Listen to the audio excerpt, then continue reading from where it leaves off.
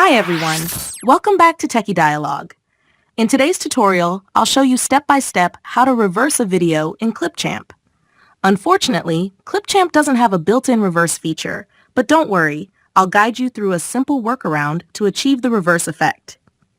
If you enjoy tutorials like this, make sure to subscribe to the channel and click the bell icon for more editing tips. Let's get started. Step 1. Start by opening Clipchamp and importing the video you'd like to reverse.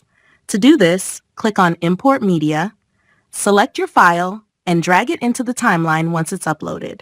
Step 2. Next, you'll need to zoom into the timeline for better visibility. Use the zoom slider at the bottom right corner of the timeline to magnify the frames of your video. This will make it easier to work with individual segments. Step 3. Since there's no direct reverse feature, here's the trick. You'll manually rearrange the frames. Split your video into smaller clips by clicking the scissors icon or using the S key at the points where you want to create cuts. For instance, you can divide the video into 1 or 2-second segments, depending on how detailed you want the reversal effect to be.